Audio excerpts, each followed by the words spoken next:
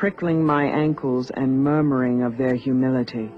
Fumy, spirituous mists inhabit this place, separated from my house by a row of headstones.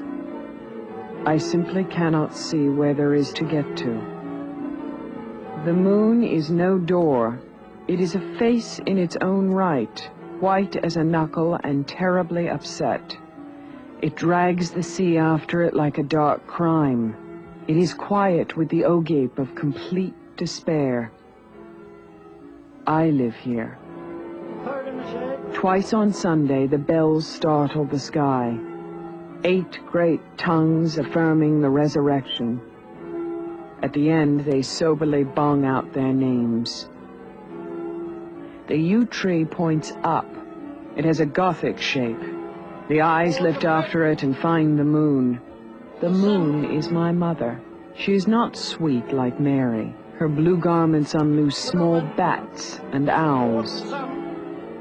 How I would like to believe in tenderness. The face of the effigy gentled by candles, bending on me in particular, its mild eyes. I have fallen a long way. Clouds are flowering blue and mystical over the face of the stars. Inside the church, the saints will be all blue, floating on their delicate feet over the cold pews, their hands and faces stiff with holiness. The moon sees nothing of this. She is bald and wild, and the message of the yew tree is blackness. Blackness and silence.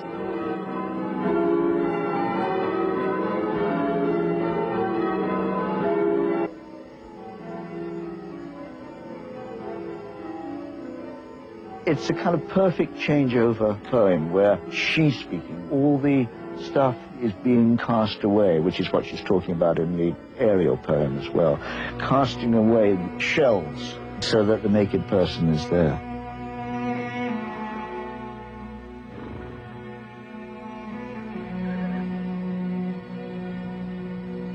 With a poem like Ariel, there's a kind of ghost text behind the real text, which is the poem as it would be if you rewrote it in blank verse.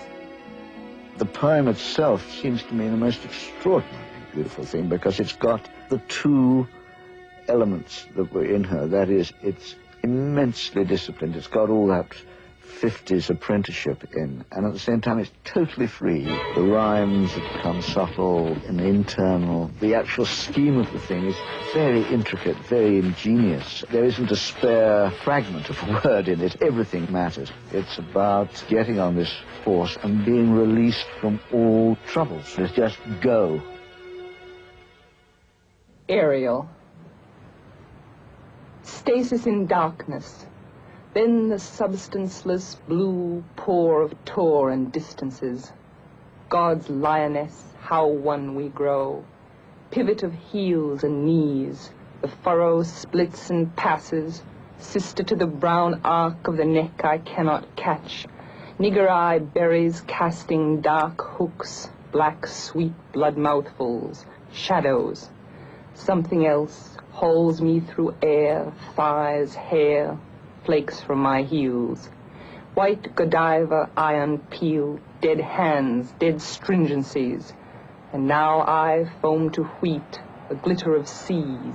The child's cry melts in the wall. And I am the arrow, the dew that flies, suicidal, at one with the drive, into the red eye, the cauldron of morning. In the Ariel poems, she let herself go. She stopped being what she called Rajat's trollop. She stopped using her thesaurus as she had done in her earlier poems. And she just surrendered to whatever the dark forces in her were that were represented by the disquieting muses. She had peeled herself to such a slim core, getting rid of these artificial selves, these delusions. And at the same time, she was utterly lost without her old self, without the Sylvia Aurelia, the Sylvia Ed Smith, the Sylvia with Ted. All that was gone. She didn't want any of it anymore. She wanted to be herself.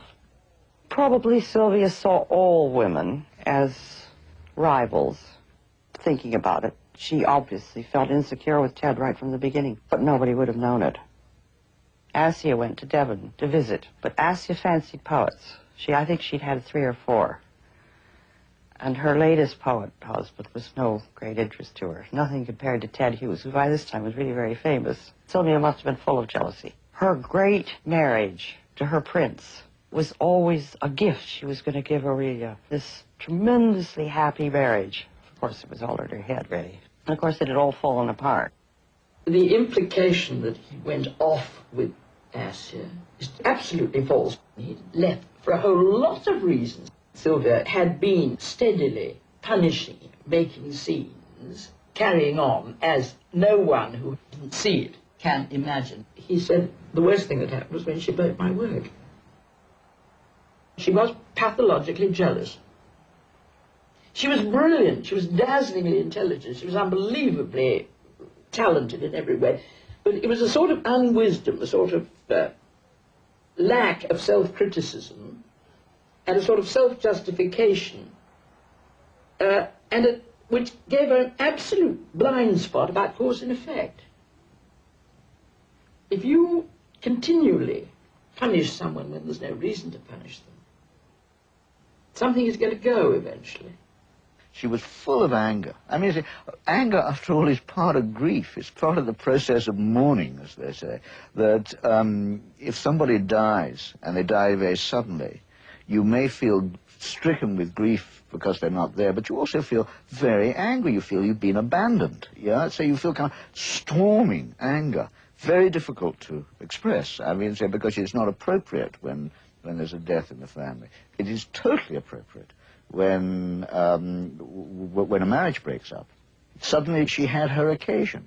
The devil took her by the throat and shook her. But she was all ready at that point. She was prepared. She'd done her apprenticeship. That she was creating the situation in which she could write Ariel, I'm absolutely convinced of. She needed to be that amount destructive of both herself and everything that mattered to her in order to get to the raw material of Ariel. Many of the things the women's movement was concerned with, particularly in its earlier years, that she was concerned with, and is really a kind of a pioneer that way. I know that lots of people object to her using sort of images of the concentration camp in this, what seems to them, this sort of self-serving way. I, Sylvia Plath, have tried to kill myself, and look at me, I'm like a Jew, I'm so forth. But I never saw it that way. I really saw her as trying, in some of her Ariel poems, to make a new mythology of women, which is a kind of a task that women poets now are very well aware of. I don't want to see Ariel as a long suicide note, on the one hand. On the other hand, I do think that it is the case that whether or not she had died in the way she did, Sylvia Plath would have had to suffer in her own body some of the stresses that women have been suffering since the end of the modernist period.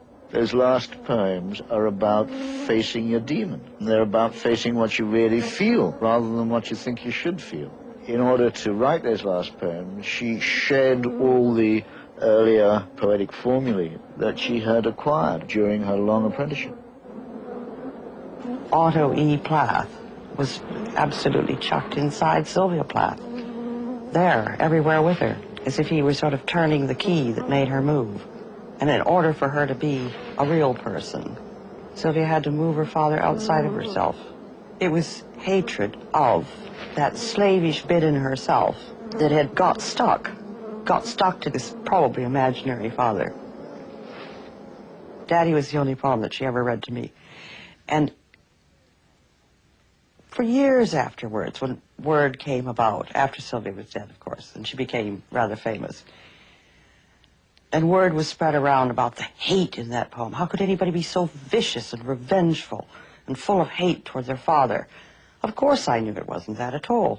I howled laughing. I still laugh. Very, very funny. Wonderful nursery rhyme stuff. Booty mouth the door, out, out.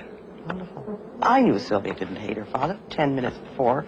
Next day, there she was, talking about how wonderful he was, how she loved him.